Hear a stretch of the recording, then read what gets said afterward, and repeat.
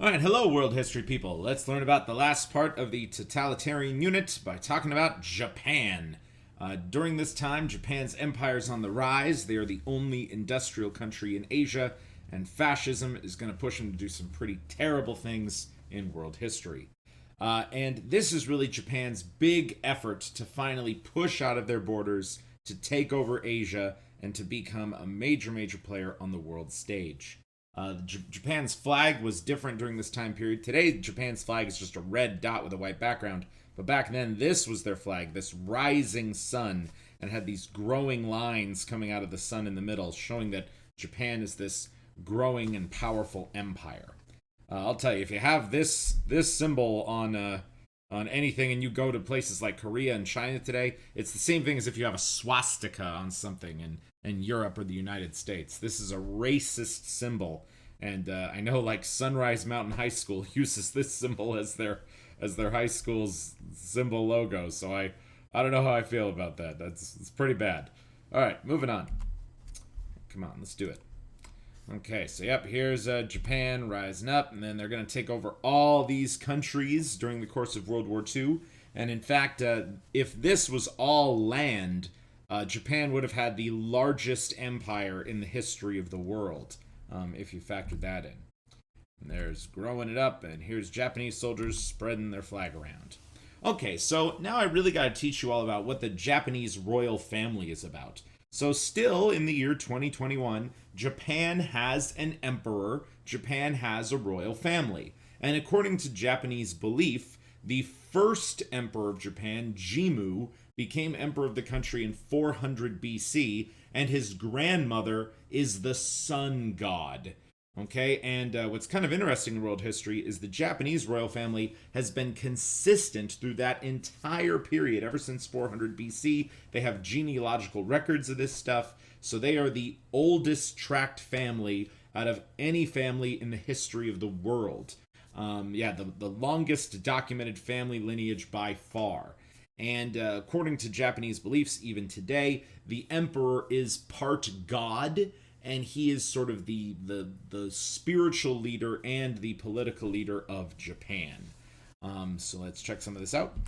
All right, here's some old Japanese art showing Jimmu, I guess with his grandmother, the sun god. Here's some Japanese stuff from 400 BC, and you'll notice that it has a similarity to like Aztec and Incan art, because I mean during this time some people from Japan did eventually cross over to Alaska into the new parts of America, later became Native Americans, so there would be some cultural similarities even if you do look that far back. And then yep, there's Jimmu with the sun god, and there they are in Japan. Okay, so let me just review real quick, and I think I did a little bit in the first slide, but the Meiji Restoration, imperialism, and Japanese getting industry and factories and copying the West. So they saw how well Western countries did during imperialism, and Japan wanted to emulate that whole strategy. So they're going to start colonizing other Asian countries.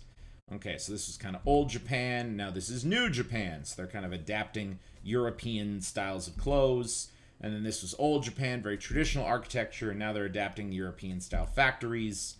And so here's kind of a blending of Japanese culture and new European culture. They've got these fancy steel bridges in the background. And then they're showing off. They're definitely having a blend of new and old culture at the same time. Okay, so the Japanese said, if Europe is the master of Africa and South Asia, why can't we be the masters of East Asia? So Japan created this really long concept called the Greater East Asia Co-Prosperity Sphere, where Japan would be the new leader of Asia. They would be kind of the big brother of all the other Asian countries. They'd show them the ways of how to get adapted to industry and modernity, and Japan would sort of take care of all of their neighbors that haven't advanced that much technologically. And that's the message that Japan really tried to sell in both of these pictures right here. You know, there's this Japanese kid in the middle, and he's showing all these other Asian ethnic groups kind of how to live a better life, and everyone's like waving flags and smiling. But this is what they advertise to the rest of the world. In reality, this big brother Japan would turn out to be a big bully and do a lot of pretty atrocious things in Asia about 80 years ago. All right, let's check it out. So yeah, there's the Greater East Asia Co-Prosperity Sphere. Here they are breaking the chains of these European overlords. You got America beaten, you got Britain beaten, you got France beaten, Japan's on top. Uniting all the different Asian peoples to get to do some hard factory work. And then Japan's in the middle, showing these people how to be fancy. Okay, so Japan started by annexing the countries of Korea, Manchuria, and Taiwan. And when you annex a country, it means you take it over and then just say, boom, this is now a part of our country. If you looked at a lot of maps around the world from the year 1940, they wouldn't even delineate Korea as a different place from Japan. They would just say like, oh, that whole thing is just Japan. And at first, some of the Korean people thought this would be a good thing. Like, Korea was really behind technologically. The Japanese were going to show them the way forward. But as we'll see, that doesn't turn out to be a positive experience for the Korean people. All right, so this is Japan's growing empire. Here they are beating up some people on their way to victory. Here they are recruiting Korean guys into their army. And then, yeah, I think Japanese historical art is just so interesting. It's such a unique style. There they are, raising the rising sun flag. Okay, so who was in charge of Japan during this time? This is where it gets a little technical, because the true leader of Japan is the emperor. And the emperor of this time was a guy named Hirohito. He was a young dude. Here he is as a baby, hoisting the rising sun flag. But for most of where we'll talk about in history, he is a guy in like his 20s. And Hirohito is all about being the spiritual leader of Japan. He really loves gardening. That was something he and the Chinese emperor really had a lot in common with. But he was born incredibly wealthy, well-educated. He spoke English, and he accepted the fact that he was a living god. And there's a Japanese concept connected to this, Arahitogami, the concept that he was a living god, the sun god internalized. So everybody in Japan just worshipped him, and he was cool with it, but he didn't really abuse his power in that sense. Okay, so there's baby Hirohito, and there he is in his spiritual clothes, and there he is in his traditional clothes. Okay, so Japan did have an elected government, but their constitution was inherently flawed. Because yes, you could elect a president in Japan, but these elements were in their constitution, saying that the emperor is the true head of Japan. The emperor has sovereignty. The emperor decides the constitution. The emperor gives sanctions to laws. The emperor decides which laws are executed. The emperor is supreme command of the army and navy. So it's sort of like, yeah, you'll elect a president, but the president's worthless because the emperor can just kind of overrule the president on all of those concepts. So the Japanese government not going to be as powerful as the emperor. But then we get to this terrible human being.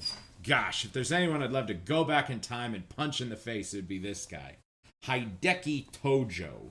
Tojo was elected to be the president of Japan by popular democracy, and Tojo is just totally the Japanese version of Hitler in every way imaginable.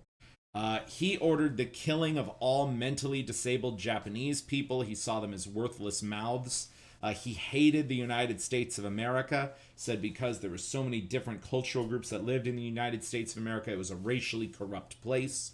If anyone had American ancestry, he kicked them out of Japan, said that they were a race traitor. But yes, he was the real puppet master of the emperor. Tojo was a significantly older guy, and Tojo would just kind of slimily put his agenda on the emperor's desk, convince the emperor it was a good idea. The emperor would sign off every time. So I guess there was a little bit of blame against the emperor for letting this guy kind of control him. But thankfully, at the very end of World War II, the emperor will make a very good decision and save the Japanese people. But a whole lot of very negative things are going to occur in Japan, largely because of this guy and how terribly racist he was. I think he was the real fascist in Japan, but sort of when you take his racism and his desire to take over the world and combine it with the powers that Hirohito had, You put them together and you get a super fascist that's going to start some terrible, terrible problems in Asia before and during World War II. Okay, so let's check out some stuff about Tojo here. There's Hideki Tojo, and then there's kind of Hirohito taking over Japan or China, but we know that really Tojo is the one pulling the strings. And then, helping Tojo win the war. Man, America had some pretty racist propaganda, but anything to talk crap about Tojo is fine by me. And then the moment the first American soldier sets foot on the Japanese mainland, all prisoners of war will be shot. Terrible quote by Tojo right there. But here's a Hirohito quote. All men are brothers like the sea throughout the world, so why do winds and waves clash everywhere so fiercely? So, interesting, deep thoughts with Hirohito. Okay, so let's talk about some of the economic policies of Japan. So, Japan used resources from these new lands to improve the quality of life in Japan and fuel Japan's factories. It's just like imperialism. I know a lot of specific things about what happened in Korea. Japan brutalized the Korean people, cut down all their redwood trees. Those trees are now extinct. They also killed all the Korean tigers for sport. So Korean tigers are also now extinct, even though they are the national animal of Korea. So Korean people are really salty about that even to this day. So this was Korea before Japan came in, and here's Korea after the fact. So now they have streets and cars, but the Korean people are not going to benefit as much as the Japanese people most certainly are. And that's what one of those Korean tigers used to look like, but no longer. They're all gone. Okay, so now social policies. So all of these countries they occupied, Japan made sure that all the children would go to Japanese-only schools. At those schools, children were given Japanese names and told that they should forget their old names, that they're worthless. They should now just speak Japanese and be functional Japanese. They forced all of the people to worship the god emperor. All those old religions were gone. Everybody's now got to worship Hirohito. Writing anything in your native language was illegal. This is a whole lot of that totalitarian thought control stuff that I talked about in the first video. But what I think is just the most disgusting thing that the Japanese did is the concept of comfort women. Many of these women are still alive to this day. I have met a couple of them myself. But they were young women from Korea, Taiwan, and China who were more or less kidnapped from their homes and forced to do some unspeakable things to especially Japanese soldiers. So it's really disgusting that Japan hasn't really acknowledged or apologized for the crimes they committed against those women 80 years ago. Young Japanese boys were taught military skills starting at age 9. And there is just so much racism that they inflicted against other Asian peoples. So here's a quote from a Japanese officer's manual.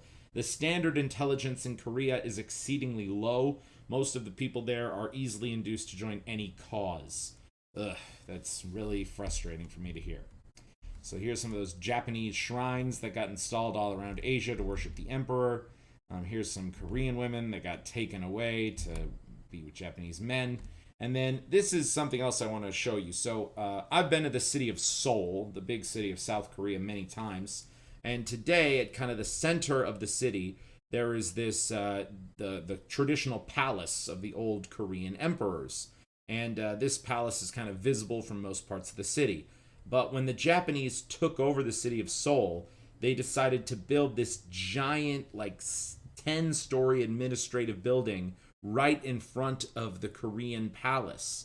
So that way that from all sides of the city, people would only see this, big Japanese building that always had a giant Japanese flag hanging around it. And they were literally kind of shadowing over and hiding out what was once the center of the city, the Korean Imperial Palace.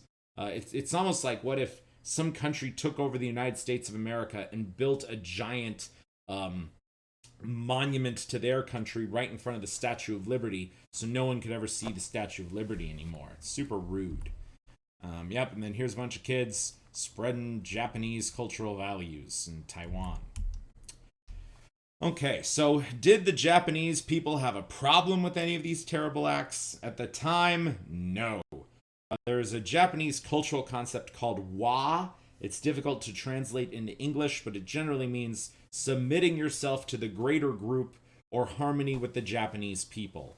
So it's almost like that Japan was sort of self-destined to go down this fascist path, assuming there was a leader who wanted to push them toward fascism. And in this case, it was most certainly Hideki Tojo and not Hirohito. So I have to make that point quite clear. But yeah, so these concepts are generally common in Asian cultures, where there's this kind of big group mentality that we all got to go in the same way. But the God Emperor also gave it a religious concept too, and yeah, it's pretty scary stuff. So here's Wa in Japanese. Here's a bunch of Japanese soldiers getting ready to fight. And then, well fought, well done. Japan's greatest joy is to give you complete independence by defeating America. Really, Japan didn't give any of those places America. Japan just took it all over for themselves. And Japan's strategy for this great war in World War II. Okay, so Japan would, of course, create close ties with the Nazis and the Italians, and eventually all three of these countries would come together. Here they had some international groups, Italy, Japan, Nazi Germany. Here's this Japanese samurai who has the Nazis and the Italians behind him.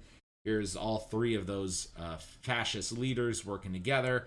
And then they also even had this plan. They were like, okay, once we conquer the world, Japan, you get Asia. Nazis will get northern or most of northern Asia and Europe, and then some of Africa. Italy, you get all this middle part in southern Africa, and America will just stay out of it. So that's what they were really hoping for. And Japan will eventually declare war on China. Japan will be kind of the first to act in World War II to start gobbling up more territory, and still the world does nothing. Okay, so here's some Japanese soldiers, and I already kind of commented about most of these pictures. And yep, that's pretty upsetting stuff. Ugh. Okay, and that's it for me. Peace out.